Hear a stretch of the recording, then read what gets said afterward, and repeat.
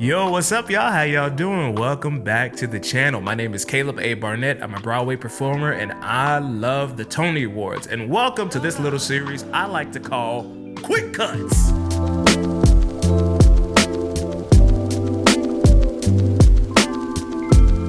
So with Quick Cuts, this is going to be more of a looser form series of content that I'm going to have on the channel. Not as edited. If y'all have seen my videos or you know me, you know I really love to edit, but sometimes that can take a long time.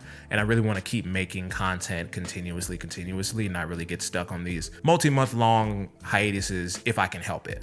I don't know how often I'm gonna make videos like this because I really do like to structure and to script out videos and stuff. But I also feel as though it's good to have balance, to have something that is like kind of a lot scripted and then something that's more looser and just something that feels more like a conversation. And that's what I want these videos to feel like, a conversation. And again, I'm really only gonna be making these when I feel as though I have something to say about certain topics. So that's why I thought it was apropos to start off with this week's video about what went down at the TONYS. So as of recording this, the 78th annual Tony Awards happened last night. It is now Monday morning, is the next day, and I'm now woken up to come to talk to y'all about what happened on the telecast. Last night's host was Cynthia Erivo, and she did a fantastic job. I was very, for lack of a better term, intrigued to see what she was going to do because I, as the opening number talked about, I didn't know what her shtick was going to be. Because usually if you have like a host, you usually have people doing bits or some kind of improvisational thing. And I just know that to not really be her speed, not really to be the thing that she really thrives in, at least in a hosting regard, since we don't really have that many events of her hosting like this, right? This seems to be the first big one. And I think she did a fantastic job. I really think she did a very good job, especially for a first time hosting thing.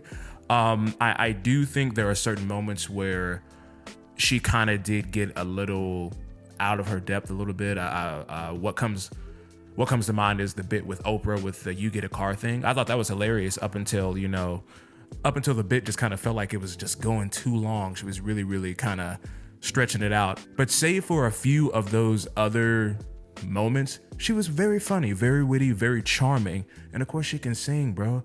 That's the main thing that she was gonna do, was gonna sing, and of course we were gonna love it. Let's be real, she blew the opening number out the water. That was fantastic. Also, did y'all catch the C boop thing that kind of popped up on the screen in between? I thought that was really funny. I thought that was really funny. A funny thing that happened whenever Cynthia was introducing Jonathan Groff, and just in time, she was kind of talking about, the spitting and stuff and sitting in the mezzanine. When she's introducing Jonathan specifically, she says, "And now a man who gets everybody wet." And I was sitting there like, I couldn't believe that I just heard that on CBS. And then he gets like a small standing ovation. Look at it, you can see people standing up in the background. It's killing me.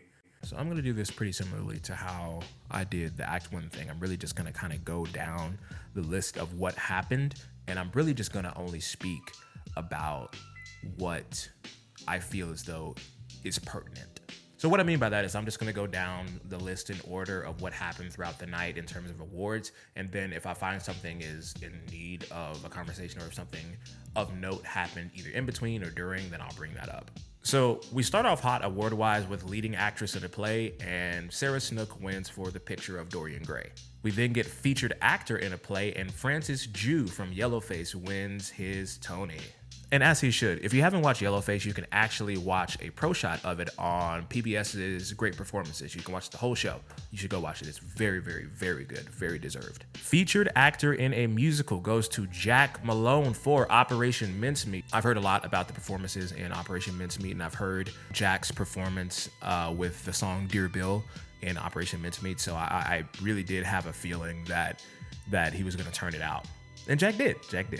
Featured actress in a play goes to Kara Young. Two-piece! I'm very happy for her. I'm very happy for her. I've heard nothing but fantastic things about Purpose as a whole. I am so happy for her. Give her every Tony ever as long as she breathes the same air that we do. Glenn Close introduces Sunset Boulevard, and let me tell you, she looks great for 78. Throughout this telecast, I don't know if anybody else has noticed, but there are these weird ads that are placed within the telecast. I don't remember them being there in previous years, but it almost feels like one of those old NFL sponsorship endorsements from like the 70s and stuff, where they'd be like, "Hey man, Look, That's what every football player sounded like in the 70s. say that, Jack. You know, when I'm recovering from a game, I like to go ahead and give me a sip of that good, pure life, baby. I don't know why that was sending me when I saw it last night. I don't know. It just seems kind of silly. You know what I mean? Like, he acting like he just got through playing the Super Bowl. Also, a sweet tea to get you through? Man. Hey, you need what you need. If one sweet tea can get you through a hard show or a 2-show day, hey man, more power to you. Kristen Chenoweth and Rachel Bay Jones present a featured actress in a musical, and Natalie Valencia wins for Buena Vista Social Club. You know, she was not on my radar. Again, I haven't listened to Buena Vista because I haven't seen it, so I want to see it before I listen to the cast album. And I just was really, really sure that it was a shoe-in for Joy. In my opinion, people could have thought different. I don't vote, so it don't matter what I think. But I'm not mad at it because she did a fantastic job in the performance. So I'm not mad at it in the slightest. I just wasn't expecting it. Eureka Day wins for Best Revival of a Play. Best Direction of a Play goes to Sam Pinkleton for Oh Mary, and you can tell that he is a community favorite to win. Best Direction of a Musical goes to Michael Arden. I'm very happy about it. I'm very, very, very happy about it. Michael Arden can really do no wrong. He can perform and he can direct and he has vision. And apparently from what I hear from my friends and people that have worked with him, he's very, very, very, very easy to work with. Again, another one where I was pleasantly surprised because I thought that I really had the feeling that the community was going to really, really fall into, Lloyd mania, with director Jamie Lloyd. So I really, really thought that was going to be like the big thing. I was very, very surprised when they gave it to him. But also at the same time, like, I guess I really can't because Maybe Happy Ending had fantastic reviews. So I guess it's not a matter of being surprised. I guess I just more so thought that Lloyd was going to be the favorite to win because of how insanely he reworked this usually lavish, realistically told story. Again, very happy to be wrong. Best Leading Actor in a Play goes to Cole Escola for Oh Mary. What a category. What a category. Go and look up this category. First off, I love this homage to Bernadette Peters in 1999 that they had on. That was really, really wonderful. A very heavy-hitting category, but wonderful for them for truly, truly just creating something that they thought would be fun and funny and not letting anybody kind of tell them what their vision should be. And it was a rousing success. I'm telling you, it's still the toast of the town. I can't wait to see it. I'm going to go see it between shows because you can go see it between shows. Give it all the Tonys. A show that I can go see between shows, give them all the Tonys. Leading Actor in a Musical goes to Darren Criss. I thought they were going to give it to Jeremy. I did. I really thought they were going to give it to Jeremy. Because Jeremy's one that we talk about, but he doesn't have a Tony. He doesn't need one. His work speaks for itself. But, it's one of those where you kind of talk about it and you're like, oh yeah, he doesn't have a Tony. He's done all this and he doesn't have a Tony. Huh. And I honestly thought that this was going to be the one that they were going to give to him. Especially, because he didn't get one for Newsies. He didn't get anything for Gatsby. And I've heard that the work that he's doing in this show is fantastic. So I really did think that it was going to be his year. But again, you look at the way that Darren Criss is really, really holding himself, the posturing that he's doing, the way his body moves, how he moves through space in opposition to how Helen J. Shin walks through space. You know what I mean? You see all the small things and you're like, okay, yeah, you do. You do deserve it. Okay, guys, we have to govern ourselves accordingly because we are going to talk about who won for Leading Actress in a Musical. Nicole Scherzinger. So obviously, a lot of people have a lot to say about this topic. It is the main thing people are still talking about even afterwards. If you go on TikTok, I'm sure when this comes out, I'm sure people are still going to be talking about what this matchup has been. I can't put two divas against each other. I thought both have done groundbreaking, legacy-leaving work this season. And I loved both. And I think Audra, again, is fantastic, otherworldly. I had a feeling that they were going to be giving Nicole the award. as soon as it was announced that it was coming, I pretty much knew that was destined to be hers. Now I did think that they were going to maybe switch it up on us after all the stuff with Patty. I really, really did. I really thought that they was going to switch some stuff up with Patty, because I thought that maybe that was going to throw some stuff off. Both beyond deserving, both legendary. It really could have gone either way. What a toss-up. What a toss-up. What an exciting category. I'll tell you what, wasn't nothing funny. wasn't nothing funny up until they read who was winning that. That's what everybody was waiting for. And after that, maybe Happy Ending wins for Best Musical. Again, another one that I knew once I saw the reviews. Again, haven't seen the show and only listened to a couple of the tracks. From the word of mouth alone, and from how the ticket prices were, you can tell that it's a hit. You can feel it when you walk into the building. Again, I was in the lobby and I could feel that people were being transfixed by this, and I haven't even seen it yet. So I knew that it was going to be, you know what I mean? I knew that it was going to be that one. Okay, so this is the section where I'm going to talk about all the performances that happened over the course of the telecast, which is probably the main reason y'all are here. Y'all probably skip right to this part, but that's all right. Let's talk about it. So the first performance that we had was from Death Becomes Her, and I saw a lot of people online during and after saying that they wished that it was another number that they did, but I truly think if you think that For the Gays wasn't going to be the choice, I think that you may have deluded yourself a little bit. I love Death Becomes Her. I think that this is truly the perfect way to let you know what the vibe of this show is going to be. And again, you know what I mean? I will say I do understand that a lot of people were upset that we didn't get any Jennifer Samard. I agree. I do think that is a travesty that we didn't get to see her on stage, but I will always take Megan Hilty. I will always take Megan Hilty. And you know, like, let's not take the fact that we see this number a lot, especially on these TV shows and daytime TV performances that they do. That doesn't make it not a good number, right? The way that this number is set up, it tells you everything that you're going to get from the musical from this number. So why wouldn't you do it, right? You're going to see all these crazy Paul Tazwell, as we already see now, award-winning costumes, right? You get this great choreography. You get these funny beats. You get to see what an actual good musical comedy is. I know people wanted to see something else, but I think this is great. I thought this is perfect. The next performance that we had was Buena, Vista Social Club. Now, I haven't seen this one yet. The only real media that I have really taken in is whenever they did this on Good Morning America or the Today Show, one of the daytime TV things. I caught that.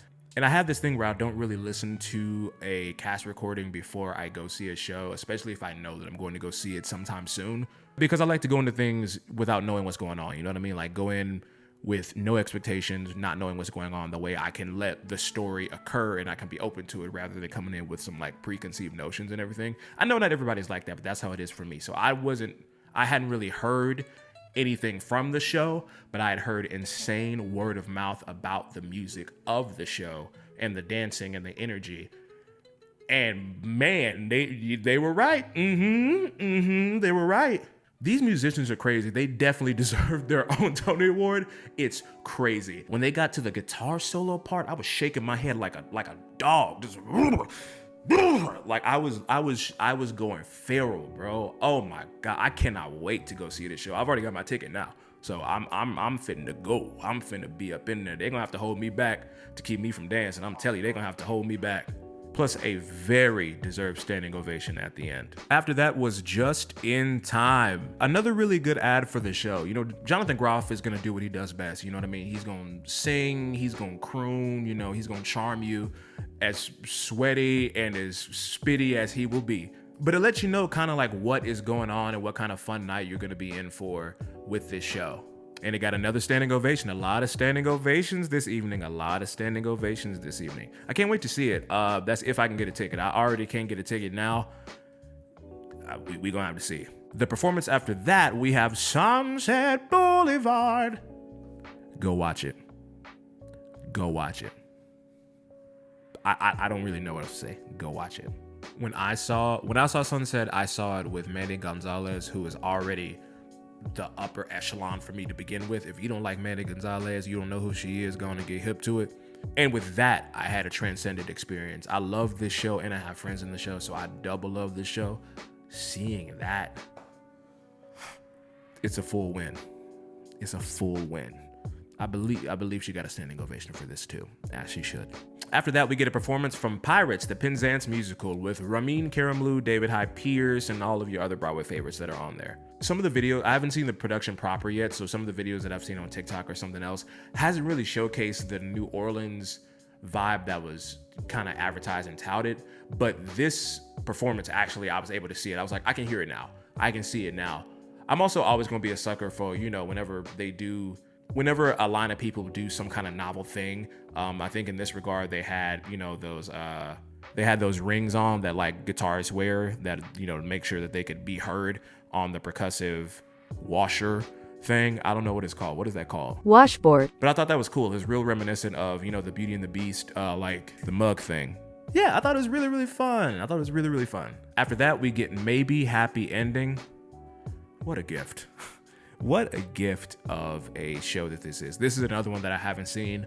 Not because I haven't wanted to or I haven't tried. I actually did try, but the timing of it, I tried to go see it right around the time that Swept Away closed.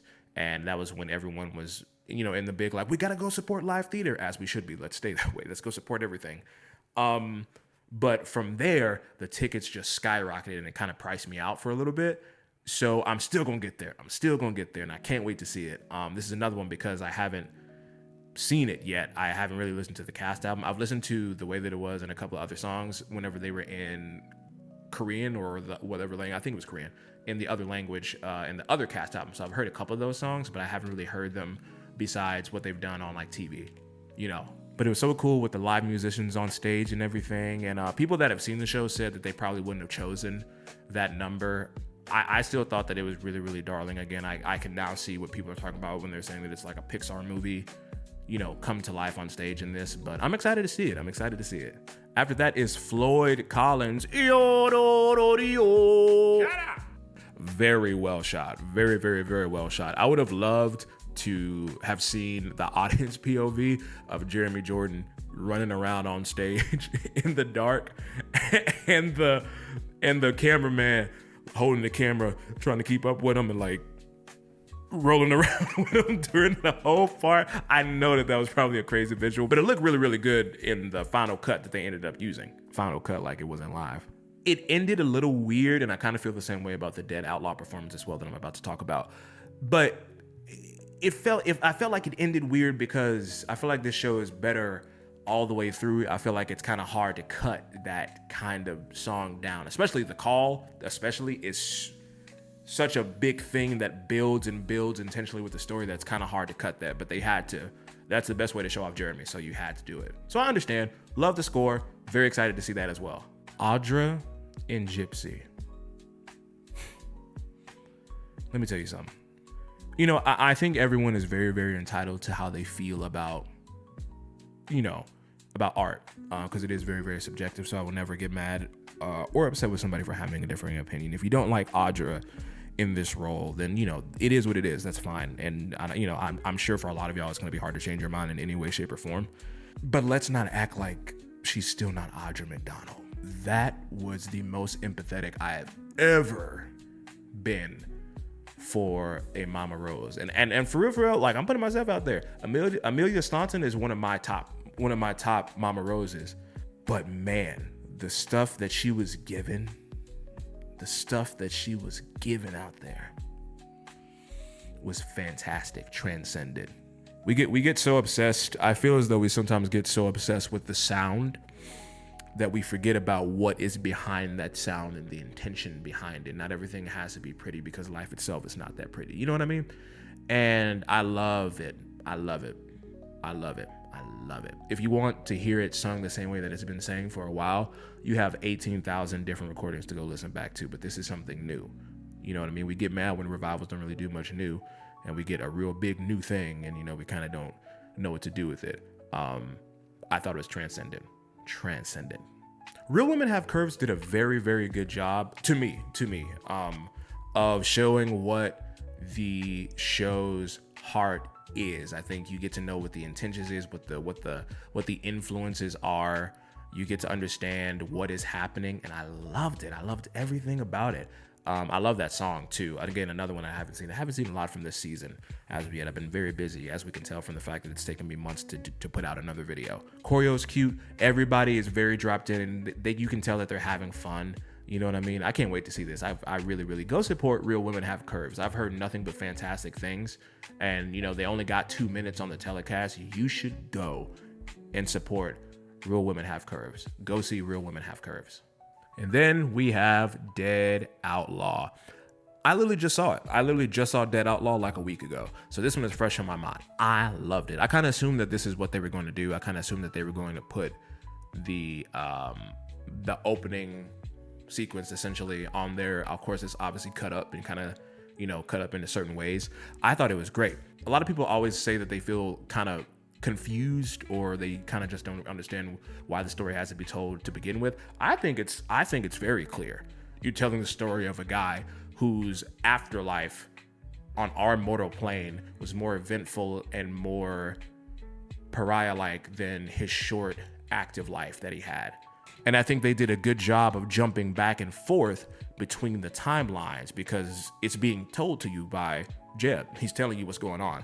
So to me, it seemed clear. I thought they did a very good job. Everyone sounded great. Everyone was very dropped in what they're doing. The only thing is, it ended weird. It ended weird. And there's a bit of, the space felt a little big for a show that is so small. Not even small, for a show that's so intimate. Radio City just felt like a big space. Kind of like whenever Six was on the TONYS a few years back, where you're like, man, that stage is kind of big when it's only 6 people out there. You know what I mean? So they kept the camera angles pretty tight, but I thought it was great. The ending didn't feel as eventful as it did when I saw the show a week ago. Okay, so I'm editing right now, and I just realized I didn't talk about Operation Mincemeat, so I'm gonna do it really quickly because the video is already long. I thought that the performance was very, very succinct. The show's very British, and sometimes it's harder for me to get into shows like that, but I'm very excited to see it. I don't know if it really told me, you know, anything about the show, though. I kind of just feel as though I just saw them do a number, and that's it. But I'm still excited to see it, so I'm keeping an open mind. All right, back to the video. Friends, we have arrived at the Hamilton reunion. 10 years. 10 years is a long time on Broadway. I'm a part of a long-running Broadway show, and doing that is no small feat. The entire night, they were just teasing the audience with the fact that they were about to do the remix, the live remix. You got poor Brian Stokes Mitchell having to read it over and over again, being like, after we come back, the live remix of Hamilton, you know, and he's just having to keep saying, after we come back, Hamilton, we'll do a live remix. He just kept reiterating over and over again. You could tell that they were like, please keep watching. Please keep watching. I promise Hamilton's coming up. But for me, it just kind of got to a point to where I was like, what are y'all going to do whenever y'all are going to an ad break after the performance happens? Because there's still going to be a lot of show left afterwards. I was kind of worried because when they walked out to start it, you know, you had like the whole lighting rig in the back, and I was like, oh, this looks like Bring It On more than it looks like Hamilton. But once I saw it, I was like, oh, this feels like a VMA or like honestly, I'll even go back. It felt like the old BET Awards or like the Source Awards. Like it felt like that, and I haven't felt something like that in a while. I was like, yo, this is it. And you know, like a week ago, Lynn posted that video that said, prediction, we're gonna throw everything at you tomorrow, the whole kitchen sink and caboodle, and you're still gonna think it was too short. You will never be satisfied. That's why we love you. Prove me wrong. And he was right. I still felt like it was too short. I still wanted more. What we got was perfect, but I'm greedy. I wanted more. What a gift for them that must have been, and man, what a gift for us. What a gift. It's crazy that 10 years have gone by. I remember I was in high school when that came out, and now I have been out of college for years. Time goes by, bro. Sarah Bareilles and Cynthia Erivo come together to sing Tomorrow from Annie in the usual annual In Memoriam section that they do. I thought it was truly, truly beautiful. I thought it was very, very, very beautiful. The impact of the passing of Gavin Creel has definitely been felt. You can tell how many people that he has touched, either through his voice in person when you saw him in a show, or if you just listened to him in interviews or in cast recordings across the nation. You know, it was very, very, very telling, the impact that he had, and you know, the crater that has been left since he has left us. And I just thought it was so beautiful. You know, you look back through the year in review and you realize how many heavy hitters that we lost.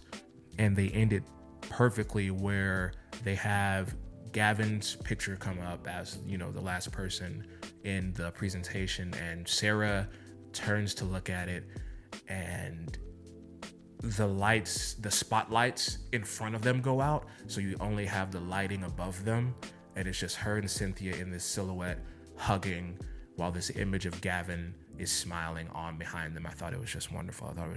Thank you, Gavin Creel, for everything, for being the voice of a generation, for teaching, for helping guys like me and every other tenor in the tri-state area and in the country. Thank you for being you, and hopefully we can continue to spread the joy that you spread effortlessly. And that's pretty much all that I have for y'all today. I know that I may have missed a couple of things. I was trying my best to take notes, but you know, this is one of those quick ones. I really wanted to kind of just like put my initial feelings about how I feel about the telecast as a whole out there, and just kind of see what the community's feeling. I want to see what the culture is feeling. So let me know in the comments. How do you feel about what happened at the 78th annual Tony Awards? Let me know in the comments. Like this video. Please, please, please, please, please subscribe, and please share this with at least 2 or 3 friends, because it really, really helps us out over here. It's really just me working on this, so please help me out. But on the real though, thank y'all so much for watching this video if you've gotten this far. I'm in the process of making a video. I promise I haven't dropped off the face of the earth. I'm in the process of creating a pretty long video that has taken me months to make.